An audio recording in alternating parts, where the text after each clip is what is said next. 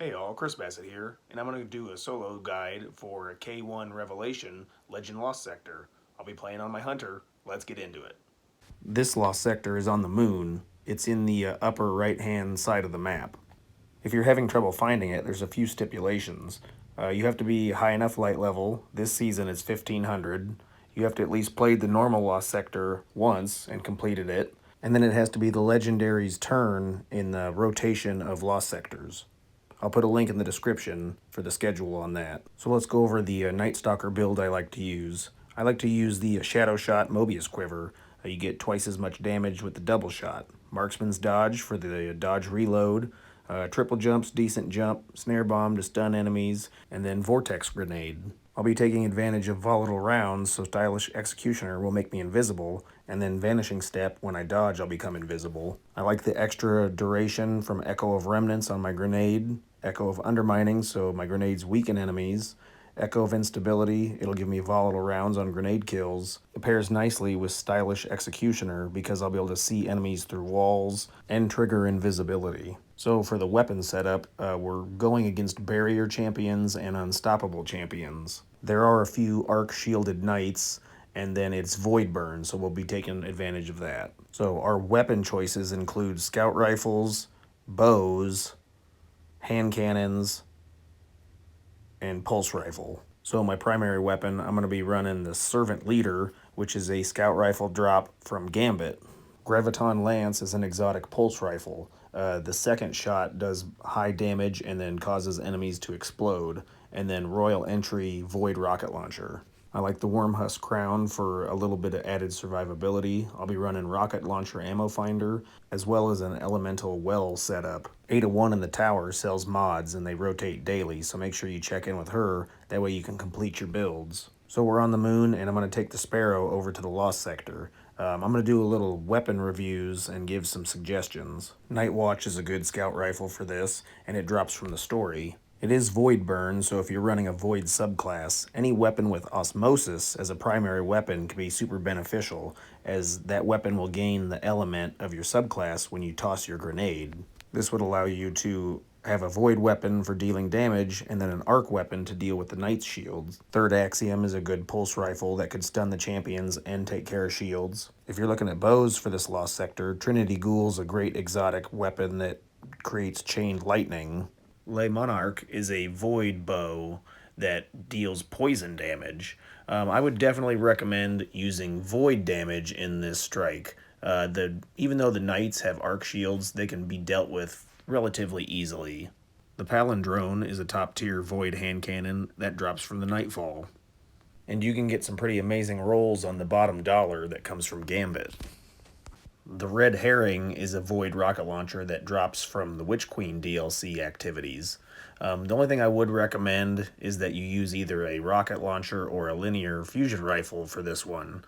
I tried using a machine gun, and you can do it. It's just that much more challenging. So if you haven't done the Lost Sector before, head down the tunnel and complete it on normal, and then you'll have access to the legendary version. Alright, so this week it looks like it's exotic headpieces. So in this beginning area, there's a bunch of acolytes, a bunch of ads. So you just want to try to kill them as quick as possible. If you do start to get overrun, just fall back, take cover, try to kill them, headshots, make real quick work of them. You can throw a grenade.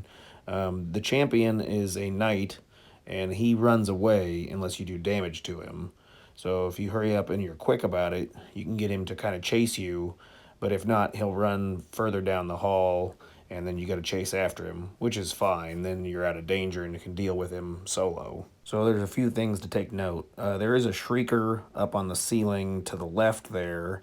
When you kill this champion, another one will spawn in on that metal platform below. So I just stay back, fight him from up here. If you drop down, you'll be at risk in the line of fire of the Shrieker's eye blasts. If you can't take the knight out quick enough, he'll put his shield bubble back up. So if you hit him with a rocket, take half his health. Just make sure you switch back to your anti-barrier weapon. Mine's a scout rifle on this run. And then pop the bubble and then continue to do damage. So there's a Shrieker. You can kind of head glitch this crate. Just be careful, the shots will track you around a corner. And then you can see the second champion's down below. If you don't deal with him fairly quickly, he'll actually jump across the gap and then from that platform, take cover behind boxes. So he's a little easier to deal with out in the open if you can get to him here. If not, he'll be more of a pain on the other side.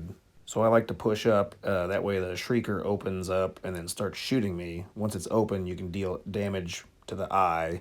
You want to hit that precision spot for maximum damage. But I'm kind of dipping in and out of cover. Those blasts, they're void damage and it's void burn, so they hurt a lot. If you were playing Warlock or Titan, this would be a perfect spot to put your Rift or your Barricade down. Also, if you had extra heavy ammo to spare, you could just hit him with a rocket or some burst damage to kill him pretty quick. And then once that's dead, go ahead and jump across and then fight from there for a while. And in this location, you've got cover and a couple good vantage points for picking off enemies. So enemies will spawn out of that door. Also be mindful that a little further back from there, you'll have an unstoppable ogre. He won't really push up or target you if you are on this side, but if you jump to the other side, he'll get right in your face. So there's one of the arc shielded knights back there. He likes to take cover behind that barrel or whatever that is. If you don't have an arc weapon to deal with it, just keep hitting him with void damage, and he's not too difficult to take down.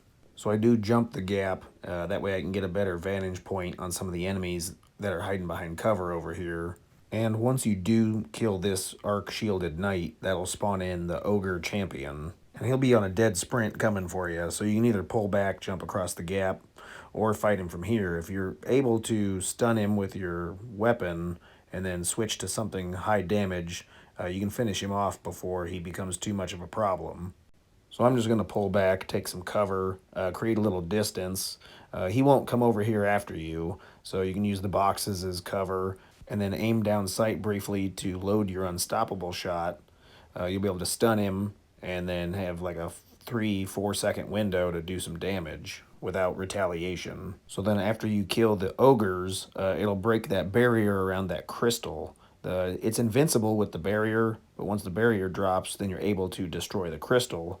You destroy all the crystals in this room, and then you'll have access to fight the boss. So I'm just going to take care of the rest of the ads that are clean up, and then destroy that crystal. The next area we'll be looking to head towards is the bottom right, where that other arc shielded knight was at. Once you kill the ads and then kill him, you'll get the ogre to spawn in. When that ogre spawns in, you want to make sure that you fall clear back. He'll chase you, and there's kind of like some cover over to the left that you can tuck behind and then hit him with a stunning, unstoppable shot, and then do the heavy damage. So rockets, linear fusions, whatever you've got in your back pocket. And then as you see, you can actually push up and kill the ads, but as soon as the last ad's dead, you'll see in the lower left-hand corner it says a champion appears. That's when you want to hightail it out of there. And so yeah, I don't listen to my own advice, and I get caught off in the middle of the room. I'm trying to back up and kind of hug to the left, but I trip over my shoelaces and I don't quite make it. So on the Legend version, you do have revives that you can use. Each time you kill a champion, I think you get another revive. I think you get like a max of like 7 revives. And the Lost Sector has a time limit of 15 minutes, so you have to be able to beat it in under 15 minutes to complete it and open the chest for the rewards. So here's the wall that you want to kind of hug back behind. You can load your unstoppable shot and then stun the ogre, or you can rocket him or sword him or whatever you've got and make easy work of him. And then once the ogre's dead, the barrier is off the crystal, so you can go ahead and destroy this crystal now. So there's a couple ways to proceed to the next area. You can either go up this path to the right or up these rocks to the left. There is kind of a middle platform with some boxes and walls as cover right here, and then you can take out the acolytes and the ads from over here. There is a knight that'll be to the right with an arc shield, and then after you kill the ads and the knight, the ogre will spawn in over on the right side. So there's a set of stairs over there to the right, and the ogre won't follow you back down the stairs, so you can kind of head glitch the stairs a little bit. He'll walk over to this side. So it kind of depends on you know where you're looking to fight from. I will say that this is probably the best location to fight the boss. The boss is that blob of red goo in the middle of the room, and when all the crystals are destroyed, he'll like come alive, and then you'll be able to damage him. So you can see the ogre is over there to the right side, and he's been walking towards me. So I'm going to backtrack, I'm going to fall back, I'm going to go up the stair side of things. I thought I saw some heavy ammo bricks, which I'm at 0 right now. So I'm going to go pick up these rockets that are on the ground and then deal with the ogre. You can also just deal with the ogre with your primary weapons. If you're shooting and stunning him and then dipping in and out of cover, being careful to avoid eye blast damage, you don't necessarily need a heavy weapon to kill him. But I'm going to do the old double rocket and then take him out quick. So pick up the remaining ammo that's on the ground and then take out the remaining 2 crystals. I like to hop back to that center platform and then do the boss fight from here. This would be a great location to put your rift down, your barricade. I'll try to turn invisible if I get into danger. I would also plan on using your super here too. All the ads kind of group up. There's a champion there and the boss. They all get in a big blob. So if you can kill them all with a super and then a rocket, that'd be awesome. I chuck a grenade into the group, and then I do notice that the champion has his barrier up and he's kind of blocking damage. The boss is pulled back and using the champion as a shield. So I do get blasted by some eye lasers. I should have jumped up and then shot a rocket over the wall. That probably would have helped, cover my body, and it limited the amount of time I was exposed. But we spawn in fairly close, and then so I'll just go ahead and run back to the location, clean up the rest of the ads. They're just kind of floating around, so we got almost everybody killed, and there's the last champion. You want to make sure that you try to kill everything in the Lost Sector for the maximum chance at the exotic rewards.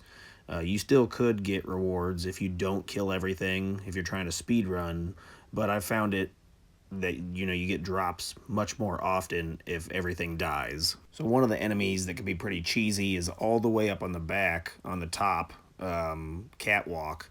There's an acolyte that shoots void sniper rifle, and he can kill you pretty quick, so just be mindful of him. This knight is a melee guy, so just put some distance between you and him, and he should be pretty easy to kill. I'm gonna very gently give him a rocket as a gift, and then hug him goodnight. So yeah, the rest of the Lost Sector is about done. Once you have the cache code, then you're good to go collect your loot.